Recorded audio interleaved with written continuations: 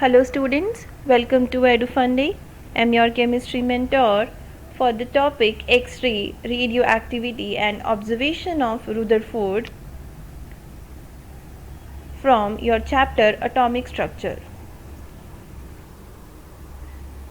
So first of all let's discuss about the X-ray discovery. इनकी discovery जो है वो की थी रॉन्गटन ने और इन्होंने यूज़ किया था आपके पास कोलेग एक्स-रे ट्यूब। इसके थ्रू इन्होंने आपके पास एक्स-रेज़ की डिस्कवरी की थी।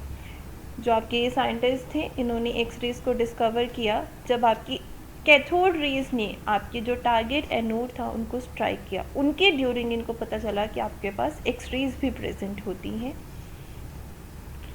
जो आपके रॉन्गटन थे they did not know the properties of these rays emitted from target anode and called them as X-rays।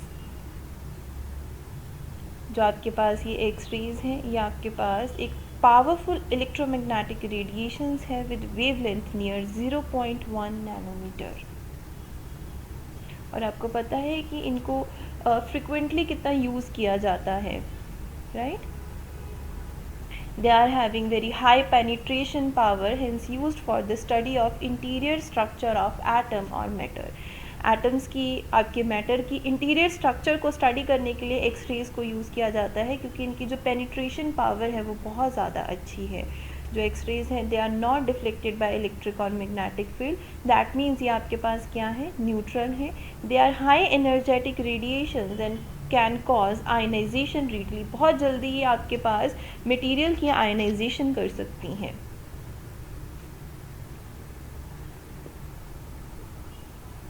Also आपको पता है कि जो आपकी एक्स-रेज़ हैं उनको हमारी बॉडी के इंटीरियर स्ट्रक्चर को स्टडी करने के लिए भी यूज़ किया जाता है। दैट मीन्स ये आपके पास एक बहुत इम्पॉर्टेंट टूल है।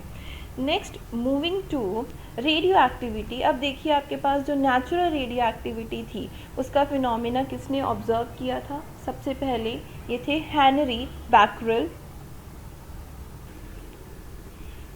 देखिए the substance which show the property of radio activity is known as radio active material और एलिमेंट। रेडियो एक्टिविटी क्या होती है? रेडियो मतलब रेडिएशंस, एक्टिव का मतलब है किसी मटेरियल में से एक्टिवली रेडिएशंस का एमिट होना।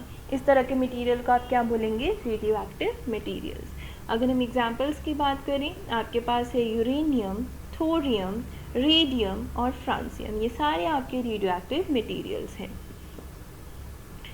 नेक्स्ट देखिए what observations were made by the Rutherford regarding the radiations emitted by radioactive elements। जो radioactive elements हैं इनके बारे में फर्दर रदरफोर्ड ने आपको बहुत सारी ऑब्जर्वेशंस दी। जैसे इन्होंने बताया कि इसमें से जो आपकी अल्फ़ा रेज एमिट होती हैं they are doubly ionised helium nuclear. जैसे आपके हीलियम के ऊपर कितना चार्ज होता है? 2 यूनिट्स, और इसमें मास कितना होता है? 4 यूनिट्स। वैसे ही आपके अल्फ़ा रेज के ऊपर 4 यूनिट पॉजिटिव चार्ज होगा और मास कितना होगा? 4 यूनिट्स। जो आपकी 4 यूनिट्स हैं उसमें से जो आपकी 2 यूनिट्स हैं that are due to protons, और जो आपकी बाकी 2 यूनिट्स हैं वो किसकी वजह से हैं? Due to neutron. नेक्स्ट उन्होंने बताया कि जो आपके अल्फ़ा रेज हैं they can cause the ionization of gases as they are charge species. जो आपके अल्फ़ा रेज हैं इनकी पेनिट्रेशन पावर कम होती है, that is they can penetrate a few centimetre in air and hence they are less harmful for us. जबकि alpha rays हैं they are deflected by both electric and magnetic field. ऐसा क्यों है? क्योंकि इनके ऊपर चार्ज है, राइट? और जो आपकी अल्फ़ा रेज हैं they are always deflected toward negative plate. क्योंकि इनके ऊपर पॉजिटिव चार्ज है तो हमेशा ऑपोजिटली चार्ज प्लेट के ऊपर ही डिफ्लेक्ट होंगी। जो आपकी बीटा रेज हैं वो आपके पास नेगेटिवली चार्ज होती हैं। सेकेंड रेज जो आपका रेडियो एक्टिव मटीरियल एमिट करता है आप उनको बोलते हैं beta rays. They are negatively charge and bend toward the positive plate in the electric field.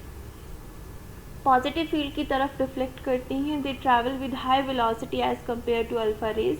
इसका रीज़न है कि आपके जो बीटा रेज हैं इनका जो मास है वो सिर्फ इलेक्ट्रॉन जितना होता है, लाइट होने की वजह से इनकी वेलोसिटी ज़्यादा है। जो पेनिट्रेशन पावर है वो भी आपके अल्फ़ा पार्टिकल से ज़्यादा है because of having less mass and high velocity. Next है आपके पास gamma rays. They are highly energetic materials with much lower wavelength than X-rays। जो आपकी हार्ड एक्स रेज हैं they have high penetration power, are also called gamma rays as they have wavelength similar to gamma rays. जो आपकी gamma rays हैं इनकी penetration power alpha beta particle से ज़्यादा होती है। They are neutral and are a part of electromagnetic spectrum. जो आपकी ये गामा रेज हैं,